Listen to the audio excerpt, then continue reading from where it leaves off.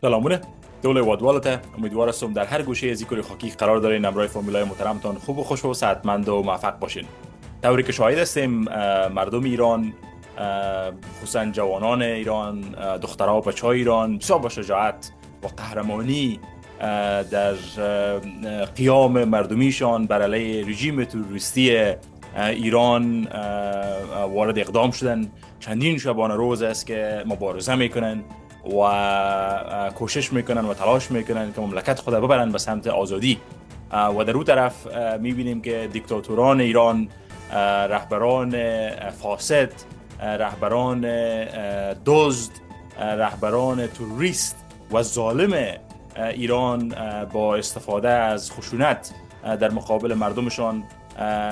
وارد عمل شدن، در مقابل جوانای ایران وارد عمل شدن. از یک طرف میگن میخوایم صحبت و گفتگو کنیم و از طرف دیگه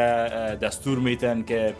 با تمام خشونتی که در اختیارشان است امرای مردم عام ایران، امرای جوانای ایران برخورد بسیار ظالمانه و وحشیانه صورت بگیره. ولی با تمام قوایی که رژیم ایران داره که در مقابل مردم ایران استفاده میکنه، اطمینان داشته باشین که مردم ایران، جوانا و دخترای ایران حمایت لازم را از تمامی دنیای آزاد و جهان آزاد و به خصوص غرب و در رأسش ایالات متحده آمریکا دارن. و طوری که رئیس جمهور ایالات متحده آمریکا اشاره داشت که در صورت ضرورت ایالات متحده آمریکا به کمک مردم ایران خواهد آمد، او وعده عملی شده نیست در صورتی که مقامات امریکا لازم بدانند به حمایت مردم ایران وارد اقدام خواهند شد.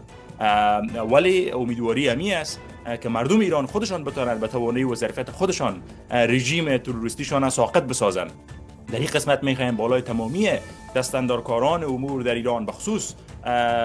قوای مسلح ایران و کسایی که دلشان بر ایران میسوزه و با آینده ایران میسوزه و نمیخواین که به خاطر خودخواهی های یک فرد یا چند فرد به اساس ایدئولوژی های افراط گرایانه که دارن و به اساس روابط بسیار پنهان و یا علنی و به شکل بسیار غیر مسئولانه و نزدیکی که با علاقاتی در روسیه دارن، با علاقاتی در چین دارن و غیره رژیم های ضد غرب و ضد امریکا دارن و هیچ نوع اساس و بنیه به منفعت ملی ایران این اقدامات و موقفگیریان نداره. و این به خاطر این چند فرد اینا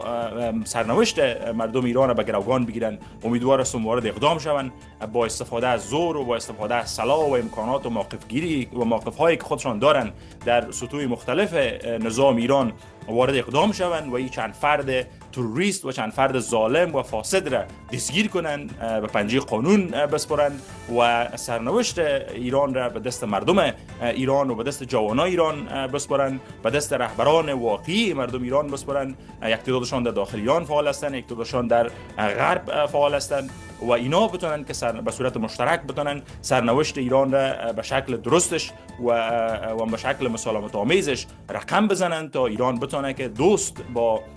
کشورهای غربی شود، دوست با دنیا شود و وارد تعاملات مثبت در عرصه دنیا شود و از تمامی فرصت‌ها و امکاناتی که ایران داره از او استفاده شود. و از همه مهمتر مردم افغانستان بی‌صبرانه منتظر هستند که رژیم تروریستی ایران ساقط شود تا یک رژیم مردمی که در ایران روی کار میه دوست مردم افغانستان باشه، دوست مهاجرین افغانستان باشه و با استفاده از فرصتی که به وجود میه مردم افغانستان بتونن اونا هم در راستای آزادی افغانستان وارد اقدام شوند. دیگه لحظه شماری جریان داره، ببینیم که رژیم ایران اول سقوط میکنه یا رژیم تروریستی طالبان اول سقوط میکنه. مردم افغانستان و مردم ایران سرنوشت مشترک دارن. امیدوار هستم که این سرنوشت مشترک به زودترین فرصت ممکن به سرنوشت مشترک آزادی، دموکراسی به معنی واقعی و مردم سالاری به معنی واقعی رقم بخوره و شاهد جشن و پایکوبی در تهران و در کابل باشیم. با امید آزادی، سربلندی و موفقیت مردم ایران و مردم افغانستان. بخیر باشید.